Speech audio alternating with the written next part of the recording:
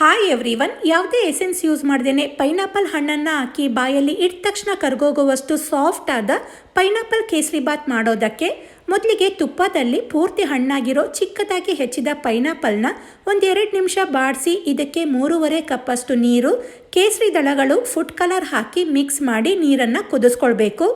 ಈಗ ಒಂದು ಕಡಾಯಿಯಲ್ಲಿ 3/4 ಕಪ್ಪಷ್ಟು ತುಪ್ಪ ಮತ್ತು ಎಣ್ಣೆ ಮಿಕ್ಸ್ ಮಾಡಿರೋದನ್ನು ಕಾಯಿಸಿ ಸಣ್ಣ ಪೀಸ್ ಚಕ್ಕೆ, 2 ಲವಂಗ, ಗೋಡಂಬಿ ಹಾಕಿ ಫ್ರೈ ಮಾಡಿ, ದ್ರಾಕ್ಷಿ ಹಾಕಿ ಇದನ್ನು ಫ್ರೈ ಮಾಡಿ ಸಪ್ರೇಟಾಗಿ ಎತ್ತಿಟ್ಕೊಂಡು